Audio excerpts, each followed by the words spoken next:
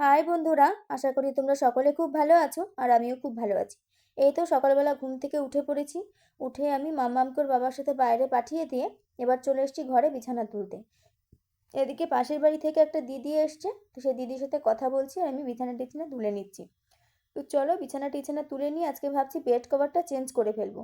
কিছুদিন হয়েছে এই বেড কভারটা পাতা রয়েছে, তো ভাবছি আজকে এটাকে তুলে একটা নতুন বেড কভার পেতে দেবো। তো চলো কম্বল টম্বল সব আমি ভাঁজ টাজ করে ধুয়ে নিয়ে এবার একটা বেড কভার পেতে নেবো। এবার চলে এসেছি বেড কভার নিয়ে, এবার বেড কভারটা সুন্দর করে চারিদিকে পেতে দেবো। বেড কভারটা কেমন হয়েছে অবশ্যই তোমরা কমেন্ট করে জানিও। ঘরে দেখবে যে কোনো নতুন জিনিস আসলে না ঘরের লুকটাই চেঞ্জ হয়ে যায়। বিশেষ করে এই বেড কভারগুলো পাতলে না ঘরের লুকটাই সম্পূর্ণ চেঞ্জ হয়ে যায়। তো আমার ঘরের লুকটাও সম্পূর্ণ চেঞ্জ হয়ে গেছে। তো চলো বিছানা টিছানার চাদরগুলো সুন্দর করে চারি সাইড দিয়ে আমি সুন্দর করে টান টান করে পেতে নেব। পেতে নিয়ে এবার যাবো ঘর ফর ঝাড় দিতে, আরও বাকি যে সমস্ত কাজকর্ম পড়ে আছে সেগুলো কমপ্লিট করতে। চলো কাজ টাজ কমপ্লিট করতে করতে আমি আজকে তোমাদের সাথে আমার একটা মনের কথা শেয়ার করি। আমার কি মনে হয় জানো তো বন্ধুরা, মেয়েদের না নিশ্চয়ই কিছু করা উচিত। কারণ কি বলো তো, শুধু যে নিজের জন্য কিছু করতে হবে এমন কিন্তু কোনো কথা নেই। তোমরা যার সাথে থাকছো, যেমন তোমাদের হাজবেন্ড তোমার জন্য কত কিছু করছে। তুমি কি ভালো, কিসে ভালো থাকো, কি খেতে চাও, কি তোমার ইচ্ছা সব সে পূর্ণ করছে। তো আমাদেরও তো উচিত তাই না, যে তার পাশে থাকা, তার সাথে কাঁধে কাঁধ মিলিয়ে সংসারের দায়িত্ব নেওয়া। এই সমস্ত তার জন্যই মেয়েদের নিজের কিছু করা উচিত, তো আমি সেটা মনে করি। তো চলো এবার এই যে বিছানা টিছানা গোছানো কমপ্লিট, গুছিয়ে টুছিয়ে এবার চলে এসেছি ঘরে। ঘরে এসে এবার সম্পূর্ণভাবে ঘরটা ঝাড় দিয়ে নেব।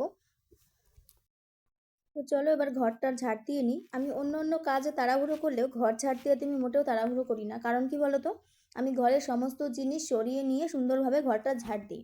ঘরটা সুন্দরভাবে ঝাড় দিলে না, কারণ কি বলো তো, যদি ঝাড় না দিই তাহলে সারাদিন তো আমাকে এই ঘরের মধ্যে দিয়ে ঘুরতে হবে। পায়ে বালি পড়লে বা পায়ে পায়ে কোনো ধুলো পড়লে আমার খুব অস্বস্তি লাগে। তো তার জন্য আমি ঘরটা খুব সুন্দরভাবে ঝাড় দিই আস্তে আস্তে। তো ঘর ফর ঝাড় দিয়ে এবার চলে এসেছি বাইরে, বাইরে এসে উঠোন টুটন ঝাড় দিয়ে এবার চলে এসেছি রান্নাঘরে। রান্নাঘরে এসে এবার থালাবাটিগুলো মেজে নেব। আমি রোজ ভাবি যে রাত্রেবেলা থালাবাটিগুলো মেজে টেজে তারপরে শোবো, কিন্তু সম্ভব হয়ে ওঠে না। কারণ কি বলো তো, মাম্মামকে খাওয়ানো, নিজেদের রান্নাবান্না করা, নিজেরা খাওয়া, আরও আদার্স কাজকর্ম আছে, তো সেইগুলো কমপ্লিট করে না রাত্রেবেলা করে এগুলো কমপ্লিট করে শোয়া সম্ভব হয় না। এদিকে এগুলো যদি মাজতে আসি তখন মাম্মাম কান্না করে ঘুমানোর জন্য। তো ওকে ঘুম পাড়াতে গিয়ে আমিও ঘুমিয়ে পড়ি, তো এই জন্য আর এই মাঝামাঝিগুলো করা হয় না। তো ভাবি চলো সকালবেলা উঠেই কমপ্লিট করবো। তো এই যে সকালবেলা উঠে থালাবাটিগুলো মেজে নেব। মেজে নেওয়া হয়ে গেছে, এবার থালাবাটিগুলো ধুয়ে নেব। এই যে হাঁড়িটা দেখতে পাচ্ছ, এটা তোমাদের দাদা ভাই যখন ও কলকাতায় থাকতো একা একা তখনকার হাঁড়ি এটা। তো চলো আমার থালাবাটি মাজা সম্পূর্ণ কমপ্লিট কমপ্লিট হয়ে গেছে। এবার আমি সকালের জন্য ভাত বসিয়ে দেবো, তার জন্য চাল টাল ধুয়ে নিচ্ছি। এখানে আমাদের চাল মামামের চাল দুজনের চালই একসাথে নিয়ে নিয়েছি। এবার আমাদের চাল টাল ধোয়া কমপ্লিট হয়ে গেছে। এবার হাঁড়ির থেকে মামামের জন্য কিছুটা চাল আমি সিটিতে দেবো, তো তার জন্য আমি প্রেশারে দিয়ে দিচ্ছি।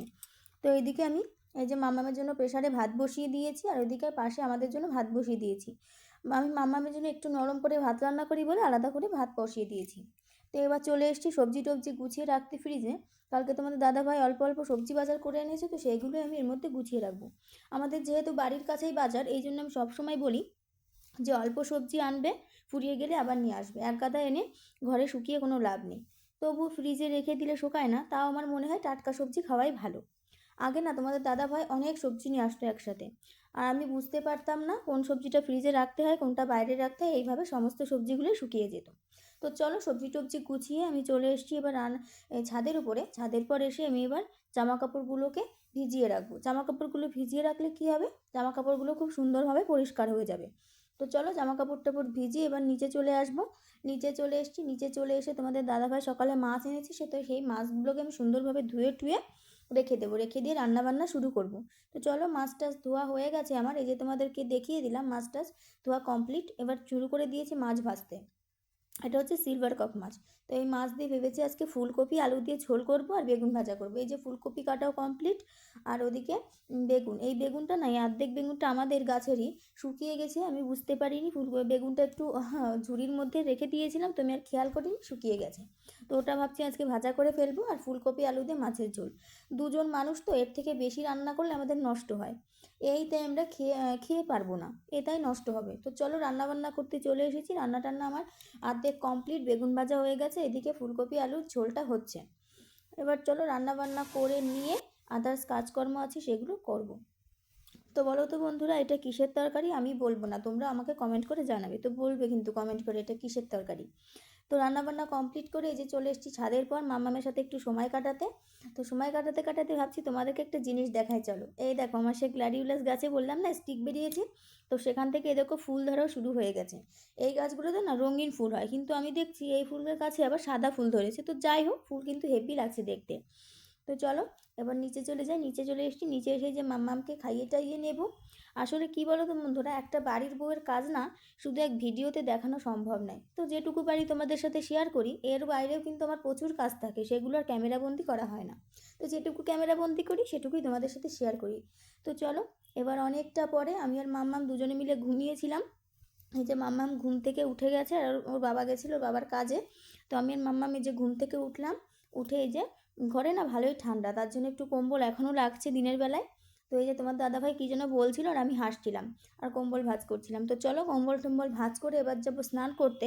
মাম্মামকে ওর বাবার কাছে দিয়ে আমি সব কিছু ভাঁজ টাজ করে এবার যাবো স্নান টেনান করতে। এবার স্নান টেনান করতে করে টোরে সম্পূর্ণ চলে এসেছি। এসে যে মাথার চুল টুল আঁচড়ে এবার যাবো ছাদের উপরে। কিছু জামা কাপড় ধুয়ে দিয়েছিলাম সকালে, তো দেখলেই ভিজিয়েছিলাম।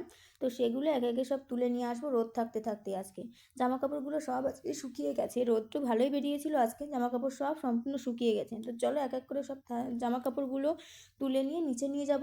নিচে নিয়ে গিয়ে তারপরে আবার মাম্মামকে এখন খাওয়াতে হবে। তো চলে এসেছি এই যে নিচে নিচে নিয়ে এসে নিচে মাম্মামকে ফ্রেশ ট্রেশ করিয়ে নিয়ে এবার মাম্মামকে খাইয়ে দেবো। মাম্মামকে আজকে স্নান করানো হয়নি, কারণ কি বলো তো, আজকে মাম্মাম ঘুমিয়ে পড়েছিল স্নান করার টাইমের আগেই। আর ওর কি একটা বাজে অভ্যাস জানো, স্নানের টাইম যদি একটু আগে পরে হয় তো ওর ঠান্ডা লেগে যায়। এই জন্য ভাবলাম থাক আজকে স্নান করাবো না, গাটা মুছিয়ে দেবো। তারপরে বেরিয়ে পড়েছে যে বিকালে হাঁটতে। এই যে আমাদের বাড়ির পাশে যেহেতু স্টেশন, তো স্টেশনের এই যে ট্রেন চলে গেল। আর এদিকে মাম্মাম ওর আন্টির সাথে আর ওর পাপার সাথে হাঁটবে বলে বায়না করছিল, তো ওরা দুজন হাত ধরে হাঁটাচ্ছিল। আর ওই যে দেখছো ফুচকাওয়ালা, এবার আমি আর মাম্মাম দাঁড়িয়ে আছি ফুচকা খাবো বলে। এদিকে ওর বাবা গেছে ওর একটা আঙ্কেলের সাথে কথা বলতে। তো আমরা দাঁড়িয়ে আছি, এবার ফুচকা টুচকা খেয়ে যাব বাজারে। তো চলো আজকের ভিডিওটা এই পর্যন্তই। ভালো লাগলে অবশ্যই একটা লাইক কমেন্ট আর শেয়ার করে দিও। তো চলো আজকের জন্য এইটুকুই, দেখা হবে এবার পরের ভিডিওতে।